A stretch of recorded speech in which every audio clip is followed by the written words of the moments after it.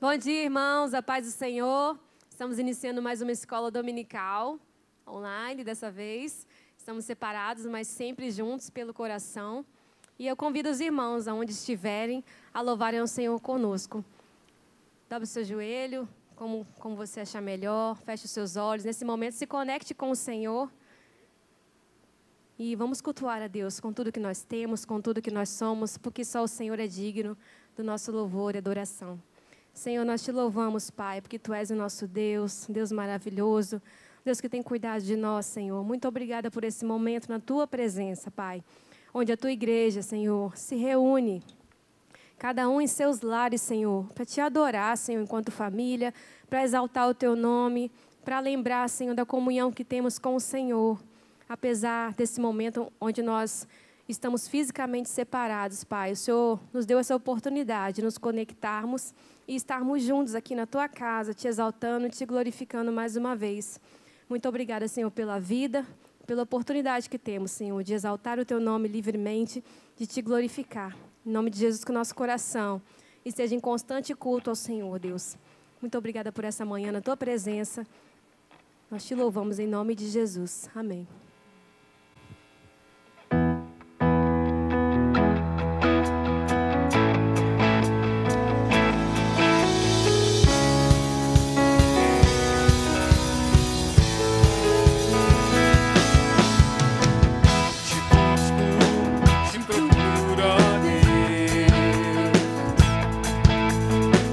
Silêncio do estar.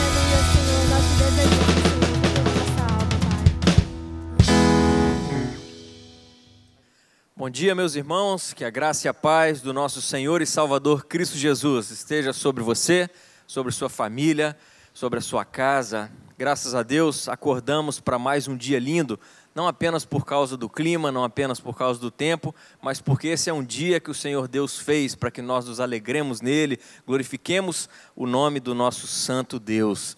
E a gente ainda está vivendo nesse período de quarentena, ainda estamos vivendo sobre todo esse período de um distanciamento social. Infelizmente, ou talvez até felizmente, podemos pensar nessas duas situações. Infelizmente, porque não estamos juntos aqui, mas felizmente porque Deus tem os seus propósitos. E com certeza Ele quer tratar de cada um de nós, Ele quer cuidar das nossas vidas, cuidar do nosso coração, da nossa mente. Ainda não podemos estar juntos aqui cultuando a Deus, mas perceba que Ele está aí com você. Nós ainda vivemos essa realidade de que cada um de nós somos igreja de Cristo Jesus. E como igreja do Senhor Jesus, nós precisamos dia após dia nos conformarmos à imagem de Cristo Jesus. E é exatamente a respeito disso que a palavra de Deus está sempre nos incentivando, sempre nos encorajando a nos conformarmos à imagem daquele que nos criou. E em Gálatas, capítulo 5, o apóstolo Paulo escreve ali nos versículos de 17, 22 e 23, o seguinte: porque a carne milita contra o espírito, e o espírito contra a carne, porque são opostos entre si, para que não façais o que porventura seja do vosso querer.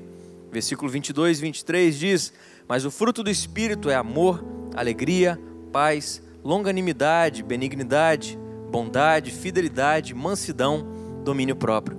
Contra essas coisas não há lei. Ou seja, o que o apóstolo Paulo transmitiu à igreja dos Gálatas e transmite a cada um de nós aqui hoje é que existe essa luta. A luta entre o espírito e a carne, a luta entre a carne e o espírito. Esse conflito é algo que existe nas nossas vidas. Mas todos aqueles dias anteriores, quando nós olhamos para trás, antes de nos rendermos a Cristo Jesus, nós éramos dominados. Nós vivíamos sobre esse império das trevas, nós vivíamos sobre o domínio da carne nas nossas vidas. Mas naquele momento em que tivemos um encontro pessoal com Cristo Jesus, agora passa a reinar em nós o próprio Cristo, passa a reinar em nós o Espírito Santo do Senhor, que nos fez nascer de novo, que nos faz novas criaturas dia após dia. Esse conflito entre a carne e o espírito e carne vai sempre continuar existindo. Mas se nós nos permitirmos a cada dia mais o Espírito Santo tomar o controle das nossas vidas, dominar a nossa mente, dominar o nosso coração, tudo aquilo que está em nós, tudo aquilo que fazemos, aí sim, nos conformaremos dia após dia à imagem de Cristo Jesus. Pois se nós vivemos no Espírito, andemos também no Espírito. O Espírito Santo reinando em nós vai produzir nas nossas vidas o caráter de Cristo Jesus. Ele vai produzir em nós virtudes do caráter de Cristo Jesus. E é exatamente essas virtudes que o apóstolo Paulo chama de fruto do Espírito. O próprio nome já diz a origem. Fruto é do Espírito, vem do Espírito Santo de Deus para as nossas vidas, nós, igreja do Senhor Jesus. E o seu crescimento em cada um de nós passa a ser algo natural, porque é como fruto, a gente começa a trabalhar aquela ideia de que faz parte da lei da semeadura e da colheita, porque aquilo que a gente planta, a gente vai colher. E se nós plantamos cada vez mais essas virtudes nas nossas vidas, o nosso ser, o nosso interior é como um campo, em que nós precisamos cuidar, precisamos tratar, precisamos regar, para que essas evidências do fruto do Espírito sejam cada vez mais aparentes nas nossas vidas. E como regamos, como cuidamos? Cada vez mais com as nossas orações e as nossas leituras da Palavra de Deus. E assim nós vamos caminhando, dia após dia, numa maturidade cristã. Como dissemos lá no início, caminhando conforme a imagem de Cristo Jesus. Mas é interessante olharmos para esses versículos aqui, que o apóstolo Paulo nos aponta o fruto do Espírito. A palavra fruto está no singular. Quando nós olhamos para outros textos que o apóstolo Paulo nos apresenta, por exemplo, falando a respeito de dons do Espírito, lá em Romanos ou em Coríntios, dons está no plural. Por que fazer essa diferenciação? Dons do Espírito é algo relacionado a toda uma igreja, está no coletivo, está no plural, ou seja, todas as pessoas na igreja têm um dom. Elas não têm todos os dons do Espírito, mas elas têm um, têm outro. E quando o apóstolo Paulo fala a respeito do fruto do Espírito, ele quer trazer isso para uma particularidade, de que todo cristão precisa desenvolver em si o fruto do Espírito. Todas essas virtudes que nós vimos, que nós lemos aqui nos versículos 22 e 23. Amor, alegria, a paz, a longanimidade, a benignidade, a bondade, a fidelidade, a mansidão, o domínio próprio. Tudo isso precisa estar agindo nas nossas vidas através da ação do Espírito Santo de Deus. O amor não é apenas um sentimento, mas o amor é uma atitude que veio do próprio Deus nas nossas vidas. Ao se encarnar através de Cristo Jesus, demonstrou um amor profundo por mim e por você. Um amor talvez até inexplicável, mas algo que a palavra de Deus demonstra a cada um de nós, que mesmo sem merecer, Deus nos amou. E Ele requer a cada um de nós agora, mediante a sua palavra, coloca lá os mandamentos para cada um de nós, que amemos a Deus sobre todas as coisas e ao nosso próximo como a nós mesmos. Nós precisamos colocar em prática. Esse amor não pode ser um simples sentimento. E a alegria? A alegria não é algo temporário, mas a alegria é algo permanente na vida do cristão. Precisa ser algo permanente na minha vida e na sua vida. Não são apenas aqueles momentos passageiros em que está tudo dando certo nas nossas vidas.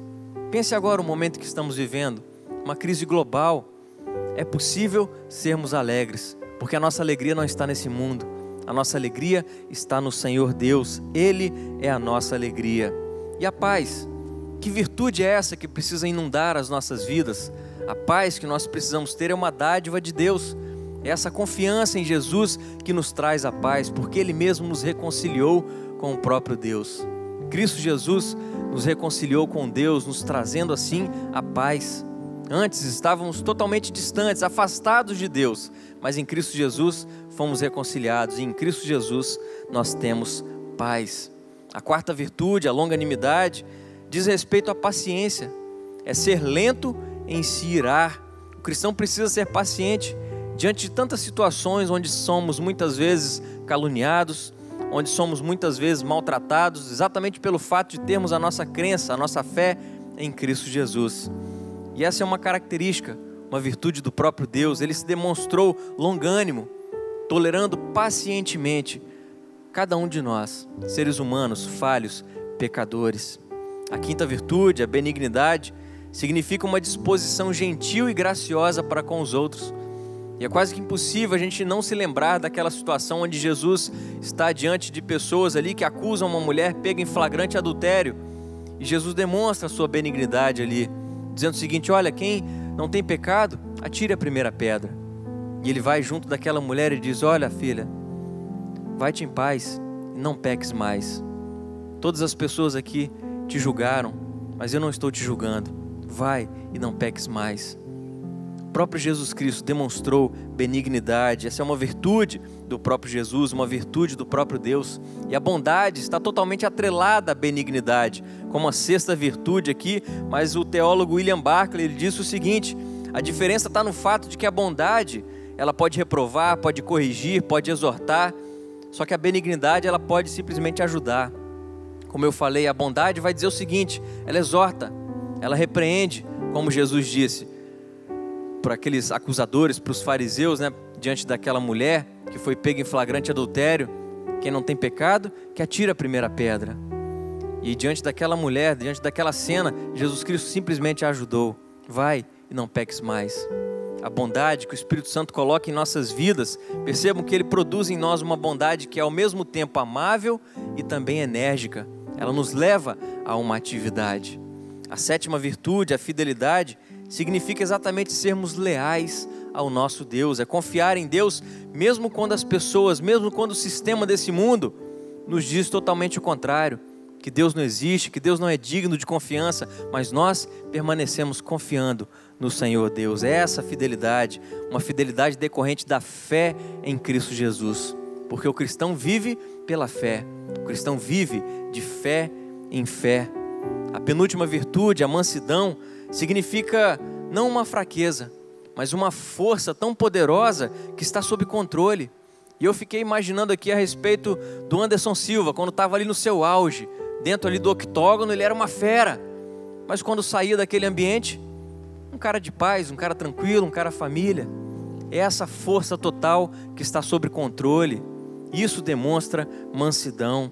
E E o domínio próprio, meus queridos, como sendo uma última virtude do fruto do Espírito, é aquela capacidade de nós permanecermos calmos, mesmo estando sob total pressão, mesmo quando tudo está se desmoronando ao nosso redor, nós ainda temos o controle, não por nós mesmos, mas é Deus operando em nossas vidas através do seu Espírito Santo. Exercer o domínio próprio não é se conformar, não é se encaixar naquilo que o mundo tem ditado a cada um de nós, mas como dissemos lá no início, é nos conformarmos cada dia mais à imagem de Cristo Jesus. É claro que é um grande desafio nós vivermos todas essas virtudes no nosso dia a dia, termos amor, alegria, paz, longanimidade, benignidade, bondade, a fidelidade, a mansidão e o domínio próprio. Não é nada fácil vivermos isso no nosso dia a dia. Nós vamos ficar sempre aquém daquilo que se é esperado.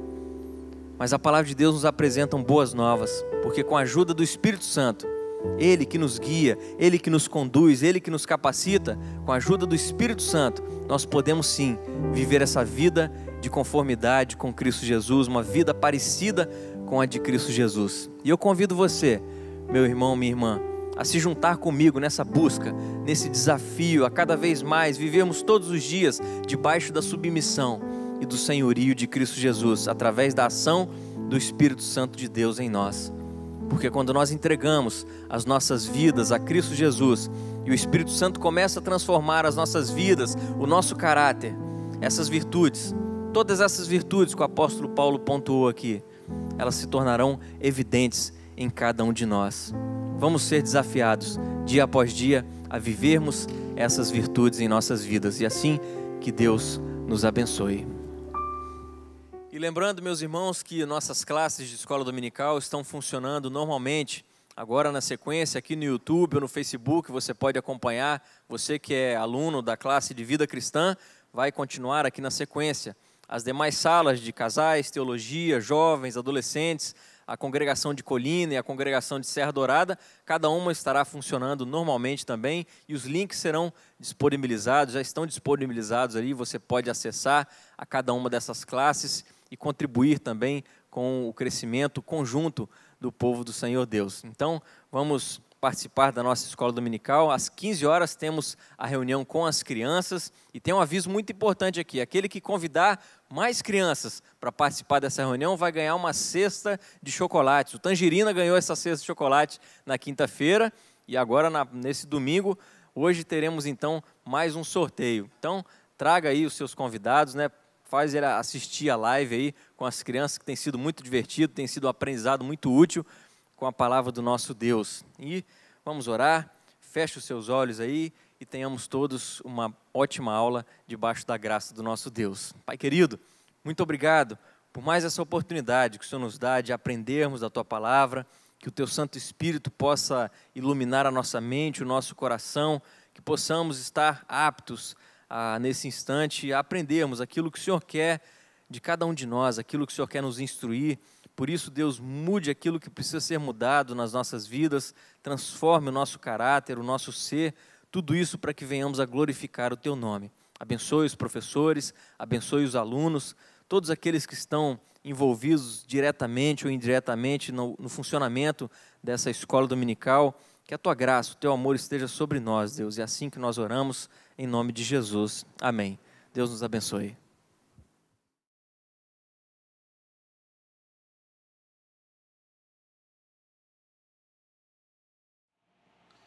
Bom dia, irmãos.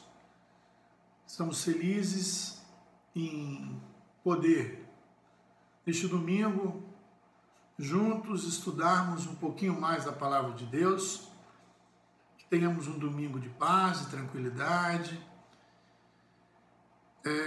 Confesso que não me sinto tão confortável para ministrar a aula gravando um vídeo. Obviamente que para mim seria muito melhor, muito mais produtivo se estivéssemos todos juntos, mas neste momento é um momento que precisamos estar em casa, que precisamos permanecer em família, e que esse momento difícil que estamos vivendo possa passar bem rápido, para que possamos viver aqueles momentos gostosos, agradáveis, né? Que a gente já viveu e já conviveu com cada irmão. Muito obrigado pela presença aí do outro lado, que temos uma aula bastante produtiva, apesar de que vocês vão ter que só me ouvir, o que não é muito legal, mas que aprendamos com o Senhor, que aprendamos com aquilo que Deus quer nos mostrar nesta manhã, e que seja um momento de aprendizado, que seja um momento gostoso para cada um de nós. Nós vamos ser bem breves, hoje a nossa aula deve ser bem breve, até para não ser cansativo para os irmãos do outro lado. Irmãos, nós estamos estudando as lições que falam sobre a graça. E hoje, domingo, nós vamos estudar sobre a graça triunfa sobre os nossos sofrimentos. E o texto base está em Hebreus 4, 14 a 16. Eu queria, antes de a gente entrar propriamente na lição, da gente abordar um pouquinho sobre o texto básico e o livro de Hebreus. Eu acho importante a gente saber o contexto daquilo, o pano de fundo daquilo que o autor teve de ideia para estar escrevendo esta lição. E os irmãos podem notar que o livro de Hebreus é um livro dirigido a crentes judeus que estavam sofrendo uma perseguição.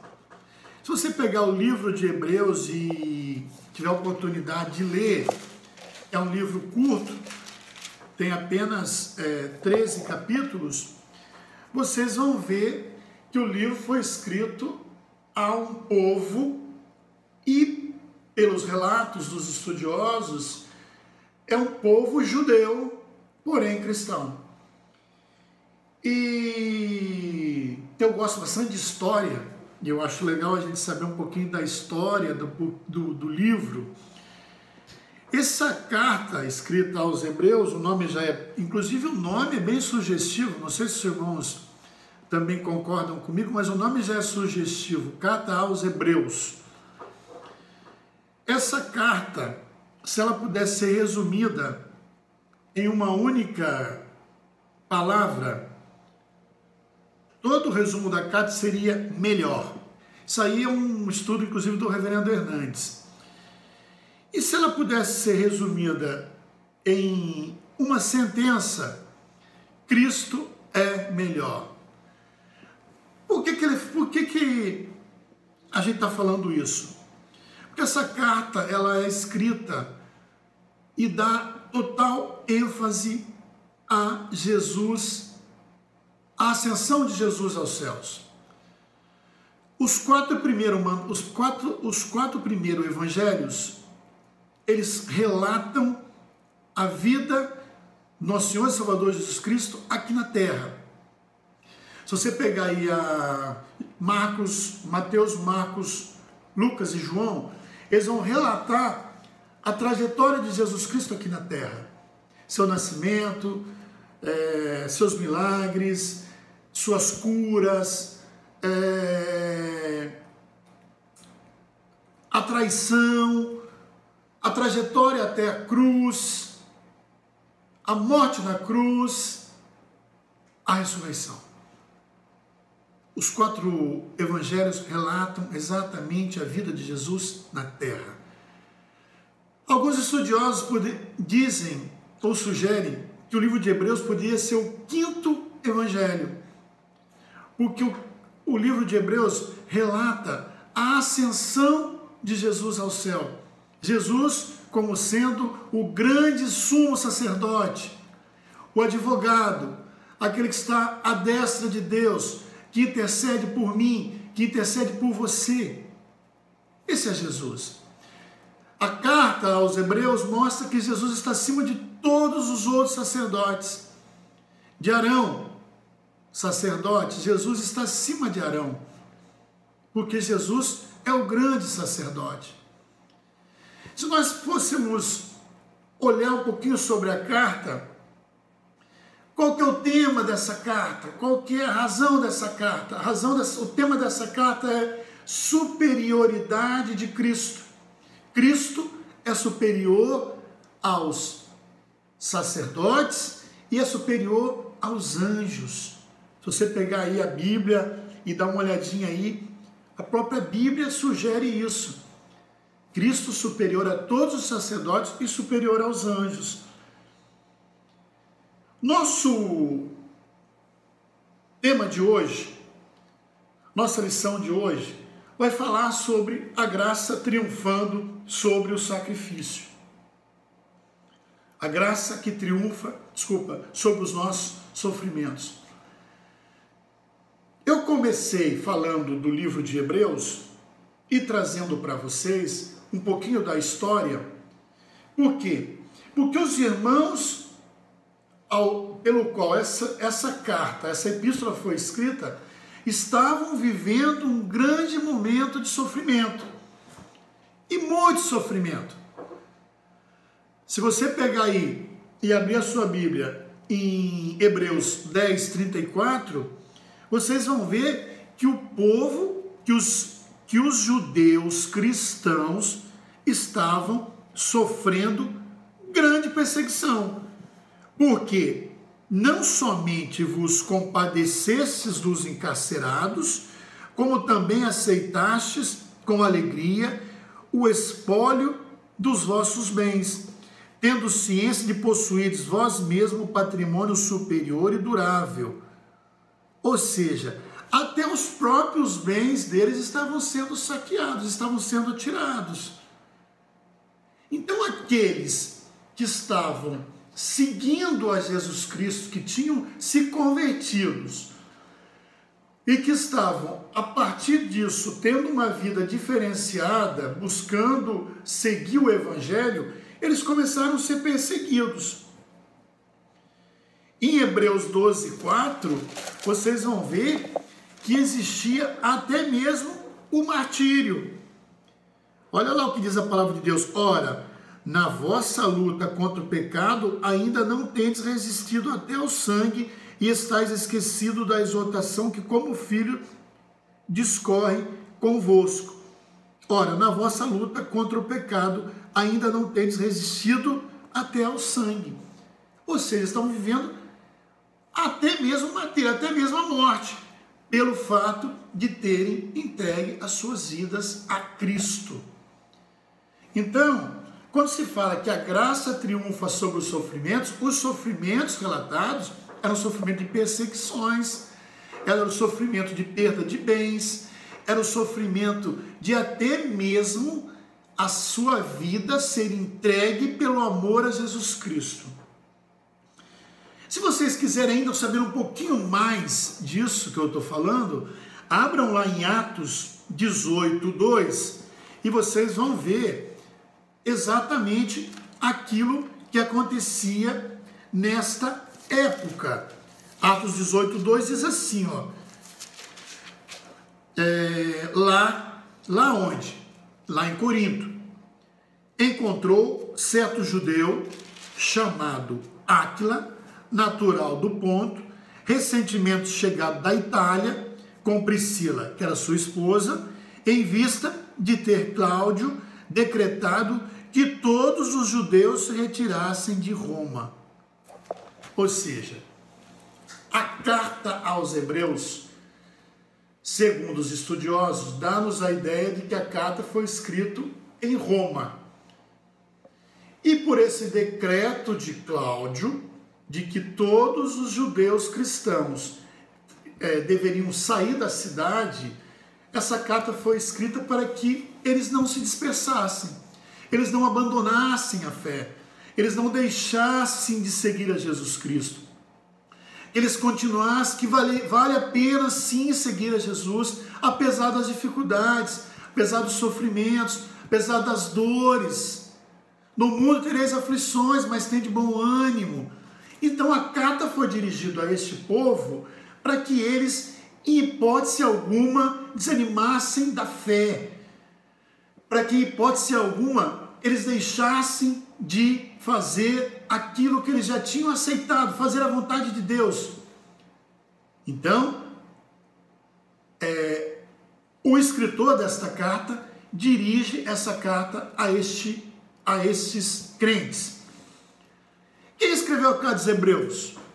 Ninguém, a priori, consegue com exatidão definir. Os grandes estudiosos, aqueles que realmente dedicam muito tempo ao estudo da palavra de Deus, têm dificuldades em dizer quem escreveu a carta. O pai da igreja diz que somente Deus sabe quem escreveu essa carta. Alguns dizem que foi Paulo, pela grande semelhança do escrito com as cartas que ele envia às outras igrejas. E aí também tem alguns relatos, se a gente pegar aqui o que não é o tema, de alguns textos bíblicos que nos dão a ideia de que a carta foi escrita por Paulo. Mas a gente não consegue chegar a um denominador correto e comum. Lutero, um grande estudioso da palavra de Deus, um homem que revolucionou a igreja, um homem fora que está assim diferenciado, fala que quem escreveu essa carta foi Apolo. Alguns dizem que foi Clemente. Clemente escreveu essa carta. Ou seja, para nós pouco importa nesse momento quem escreveu a carta. Se foi Clemente de Roma, se foi Barnabé, se foi Apolo, se foi Paulo. Importante que a carta foi escrita por um homem dirigido a cristãos judeus que estavam se dispersando por causa da perseguição que estavam sofrendo. É claro que é legal a gente saber, até porque a gente gosta de números, de datas. Essa carta foi escrita mais ou menos 70 depois de Cristo e antes de 95. Por que antes de 95? Porque em 95, se vocês estudarem um pouquinho da Bíblia, vocês vão ver que Clemente de Roma, ele cita a carta aos Hebreus em uma carta que ele escreve. E também, entre 70 e 95,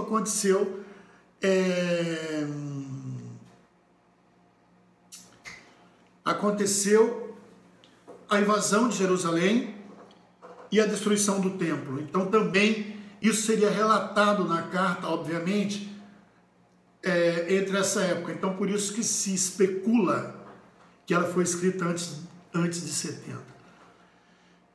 Por que eu fiz toda essa introdução? Para a gente propriamente entrar na lição. Eu acho que é importante sempre a gente conhecer um pouquinho da história da Bíblia, para que a gente consiga entrar propriamente na lição, naquilo que nós vamos estudar. Então, o pano de fundo, aquilo que norteia a nossa lição nesta manhã de domingo, está em Hebreus 4, 14 a 16. Se a gente pudesse abrir aí para a gente ler rapidamente, até porque a gente tem pouco tempo ainda, 15 minutos, vai ser bem rápido a lição hoje. Ele vai falar assim, tendo, pois, a Jesus, o Filho de Deus, como grande sumo sacerdote, que penetrou os céus, conservemos firmes a nossa confissão. Eu vou parar aqui no 14. Jesus, nessa carta, ele nos é apresentado como grande sumo sacerdote. Ou seja, não só o sumo sacerdote, mas o grande sumo sacerdote. Por que ele nos relata Jesus como sumo sacerdote que se compadece de nós? Porque, como eu falei no início, Jesus aqui é apresentado acima de todos os outros sacerdotes. Qual que era a função do sacerdote? Você, meu irmão, que está ouvindo, já deve ter aprendido isso ainda quando era criança. O sacerdote era escolhido por Deus e ele adentrava ao Santo dos Santos uma vez por ano para pedir perdão pelos seus pecados e levar e solicitar a Deus e pedir a Deus perdão pelo pecado do povo. Isso era o sacerdote. Esse era o trabalho do sacerdote. Ou seja, primeiro ele pedia perdão pelo seu pecado. Depois ele levava a Deus, ou pedia a Deus, rogava a Deus perdão pelo pecado do povo. O sacerdote entrava uma vez ao Santo dos Santos. Uma vez ele entrava no templo para fazer essa oração, para fazer esse pedido. Se nós imaginarmos Jesus está muito além desse sacerdote. Por isso que a lição nos traz Jesus como o grande sumo sacerdote. Por quê? Porque Jesus, ele é homem, Jesus se fez homem, Jesus viveu como homem, Jesus sofreu como nenhum outro homem sofreu, ou seja, ele conheceu as nossas dores. Deus enviou Jesus à terra para que ele conhecesse todas as nossas dores. Ou seja, não há nenhuma dor com que você esteja passando pela qual o nosso Senhor e Salvador Jesus Cristo não tenha conhecimento ou já não tenha experimentado. E em todas as suas ações, em todo o seu andar aqui sobre a face da terra, Jesus não cometeu pecado. Jesus esteve sendo tentado pelo diabo, permaneceu firme. Jesus foi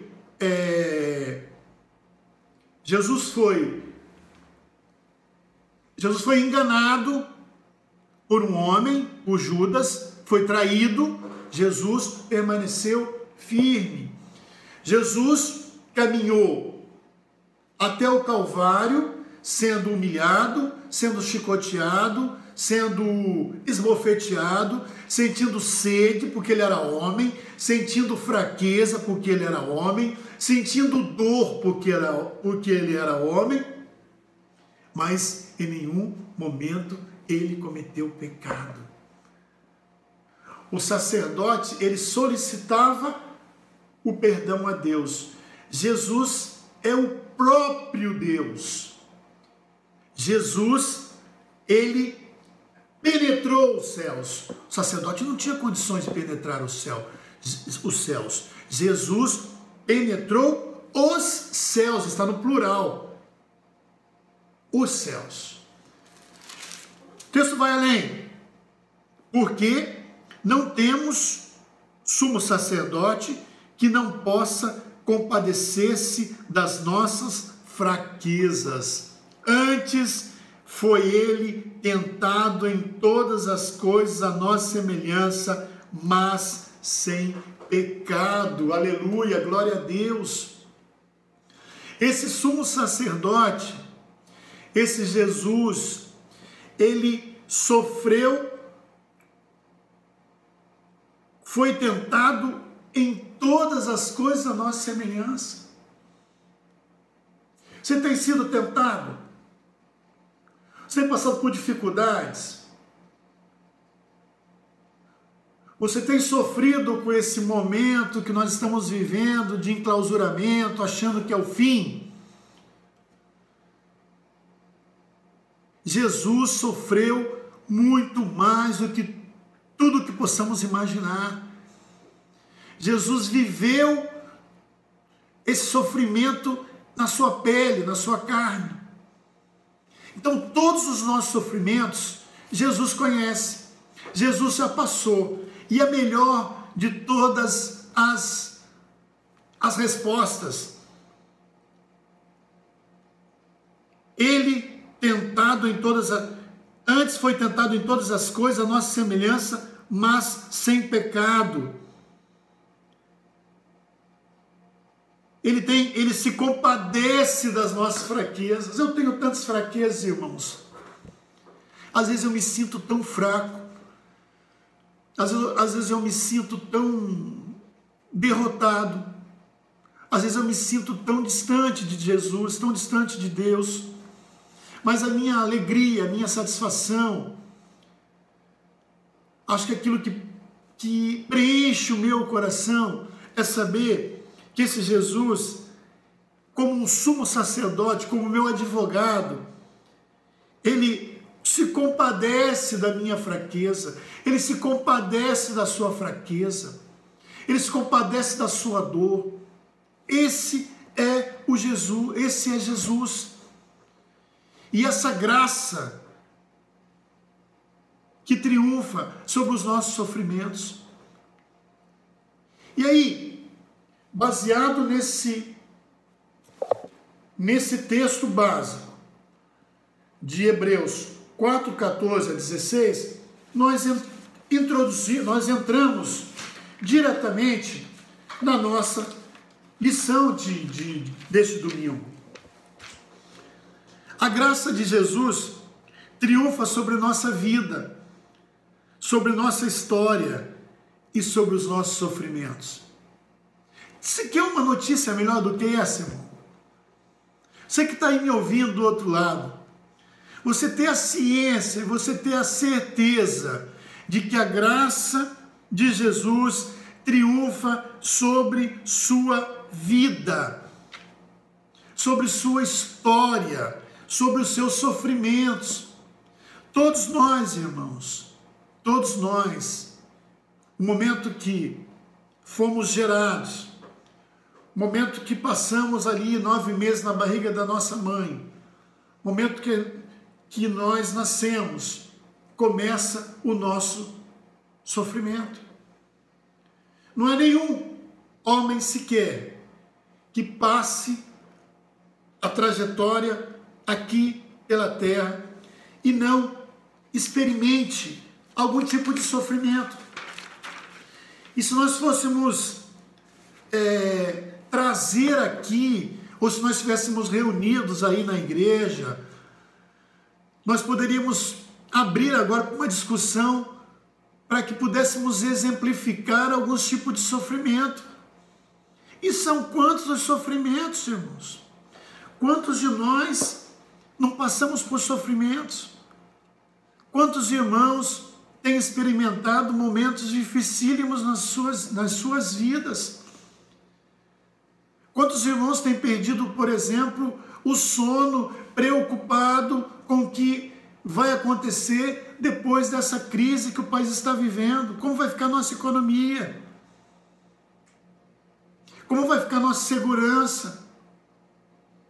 Na última sexta-feira, presenciamos a saída do ministro Sérgio Moro, que até então era um dos ministros com uma das melhores avaliações do governo Bolsonaro. Como vai ficar a nossa segurança? Vai haver interferência a partir de agora na Polícia Federal, na Superintendência?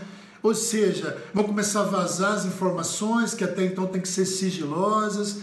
Como vai ficar a nossa economia? Então essas coisas estão levando muitos irmãos ao sofrimento.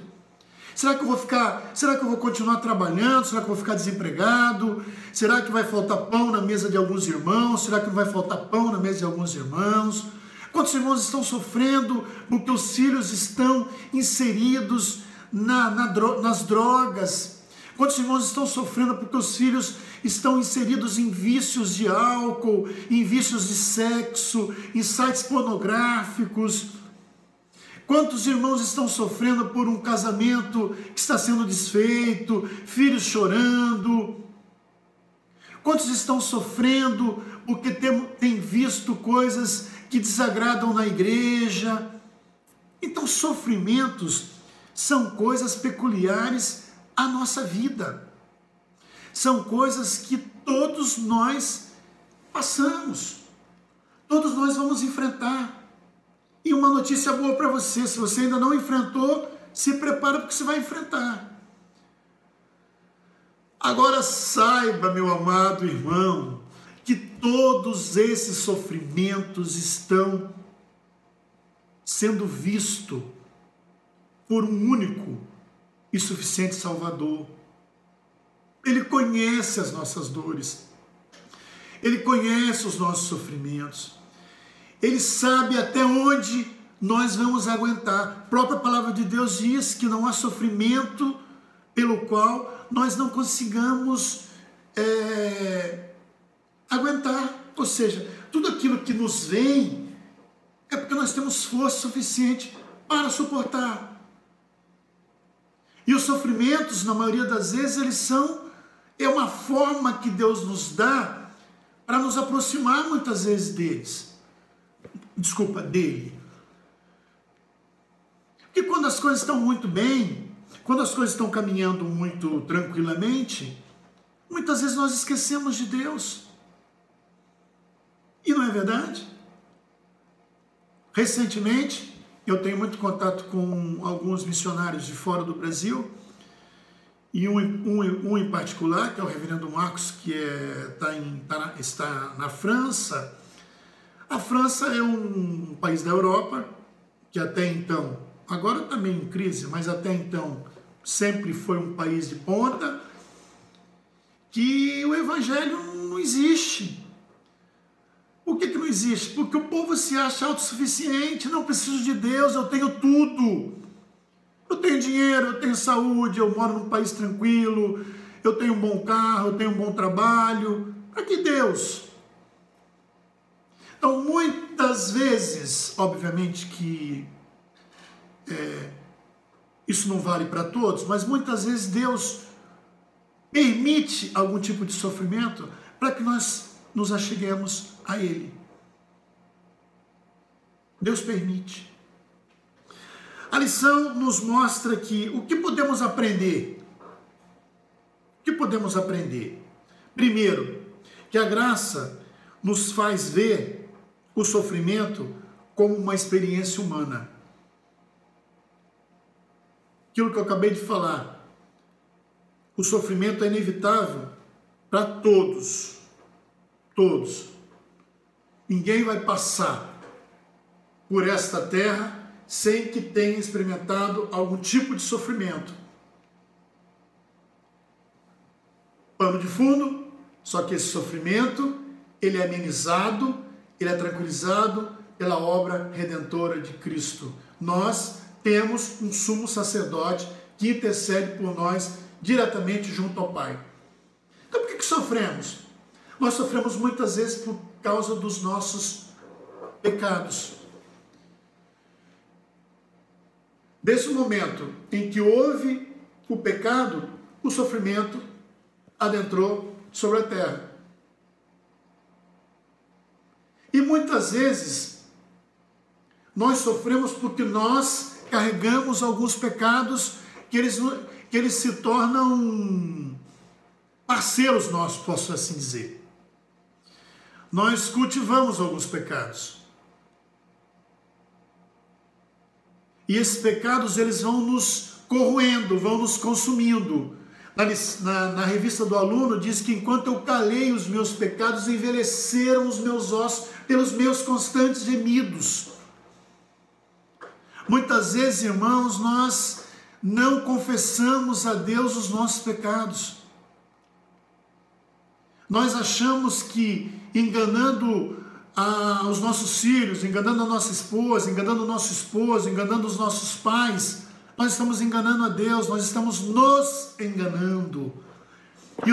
E os nossos ossos estão sendo destruídos. Muitas vezes os nossos pecados não nos permitem liberar perdão. Coisa difícil liberar perdão, irmãos. Como é difícil perdoar.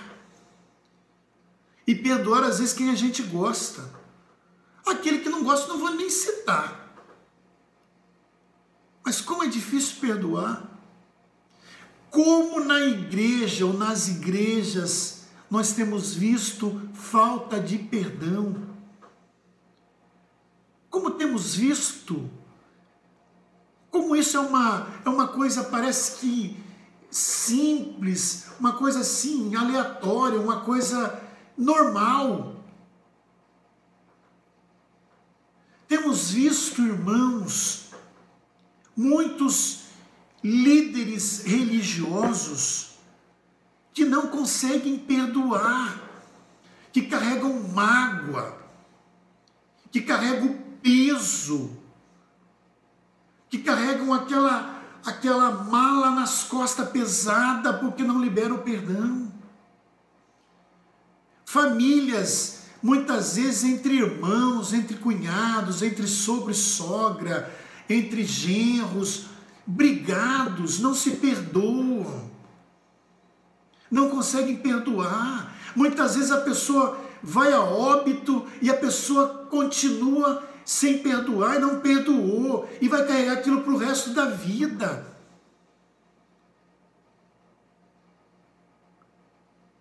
Nos leva a sofrimentos, nos leva a doenças.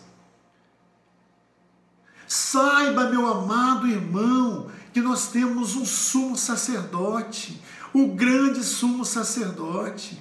Como eu li ali no capítulo 4, versículo 15, que ele conhece as suas fraquezas, ele conhece a sua dor. Ele está de braços abertos esperando: meu filho, vinde a mim, traz a carga, eu quero ajudar você a carregar.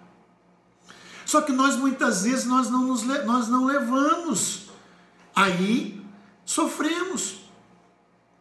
Só que saiba que a graça, ela triunfa sobre o sofrimento. E quem nos dá essa graça é o nosso Senhor e Salvador Jesus Cristo. Ele intercede por cada um de nós. Irmãos, irmão que está aí do lado, não deixe para amanhã, irmão. Se você precisa perdoar, peça perdão a Deus, se reconcilie, tira o peso das costas, tira essa carga que está te machucando. Nossa vida aqui é muito curta, irmão. É 70, 80 anos, que passar disso é canseiro e enfado. Viva uma vida feliz, alegre. Vamos evitar, irmãos, falar mal dos outros, fofocas. Vamos evitar de ser negativo. Vamos olhar as coisas com ar positivo. Vamos acreditar que teremos um mundo melhor. Que a partir desse caos instalado por causa de um vírus, e não é um simples vírusinho, nós vamos ter um mundo muito melhor, muito mais amável, muito mais receptivo, muito mais voltado para Cristo, irmãos. Um povo muito mais vibrante, uma igreja muito mais preocupada em servir a Deus ou não fazer shows, ou não fazer de conta. Vamos dar um abraço verdadeiro, um beijo verdadeiro. Quem sabe não é por isso que tudo isso está acontecendo. É para a gente tirar as nossas máscaras e termos uma vida mais correta, mais digna. Nós vivemos muito de máscaras. E essas máscaras nos causam sofrimentos. Isso que é a grande verdade.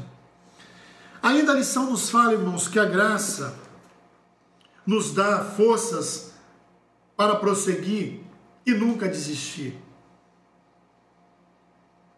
Nunca desistir.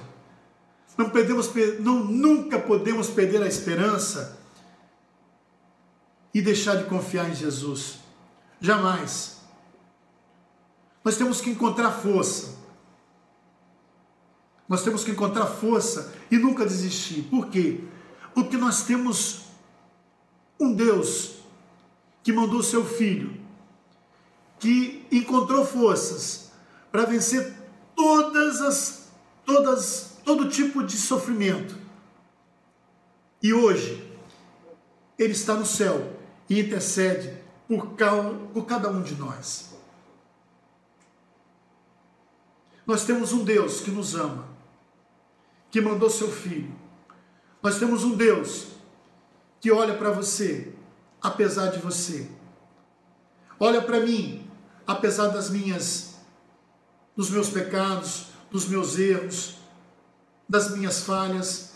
Ele continua me amando, cuidando de mim, cuidando da minha família, cuidando das minhas filhas. Deus não precisa de nada nosso, irmãos. Deus não precisa de absolutamente nada seu. Nós é que precisamos dele. A palavra de Deus diz que as misericórdias do Senhor se renovam a cada manhã. As misericórdias de Deus, elas se renovam sobre as nossas vidas. Cabe a nós, irmãos, neste momento difícil que estamos vivendo, como eu já falei aqui várias vezes, nos achegarmos mais e mais a Deus, entregarmos o nosso coração, entregarmos as nossas vidas, buscar ter comunhão maior com Deus. Está tendo tempo, irmão, de ler a palavra de Deus, está com mais tempo para orar, está com mais tempo para buscar a Deus, para estudar a palavra de Deus. O que nós temos feito? Isso é uma pergunta que cabe a cada um de nós. Eu não estou aqui de forma alguma para acusar ou para chamar a atenção. Quem sou eu para chamar a atenção de vocês? Por sinal, essa sala é maravilhosa, cheia de gente super estudada, super conhecedora da palavra de Deus. Mas cabe a nós aproveitar essas oportunidades que Deus tem nos dado para fazermos diferença. E que possamos aprender, não só aprender, mas colocar dentro do nosso coração que nós temos o grande sumo sacerdote. Um Deus que intercede por nós. Um Deus que é o nosso advogado junto ao Pai. Um Deus que, apesar de nós, Ele é um Deus que não nos vê como somos. Por quê? Porque Ele conhece as nossas fragilidades. Ele conhece os nossos pecados, mas nos vê com amor. E esse amor que o levou a morrer em uma cruz, a verter o seu sangue e a salvar a mim e a salvar a você. Hoje nós temos dificuldades, irmãos, de sentir a dor do nosso próximo. A grande verdade é essa. Nós sentimos dificuldades de sofrer a dor do nosso próximo. Por quê? Porque nós estamos muito longe de Jesus. Jesus não sofreu a dor. Ele se fez, Ele se doou, Ele se deu por mim e por você.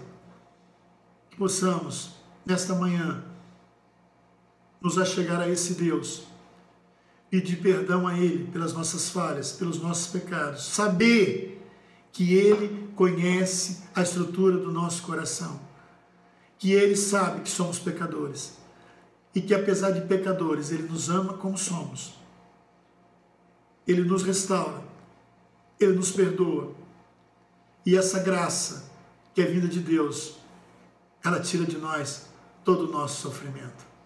Que você tenha um final de domingo maravilhoso em família.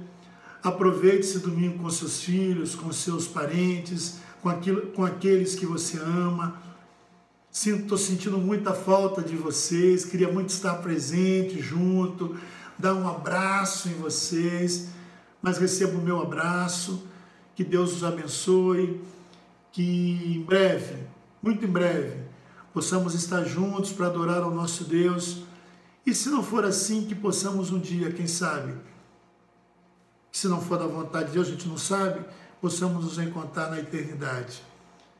Amo todos vocês, um grande beijo para vocês e uma ótima semana para todos.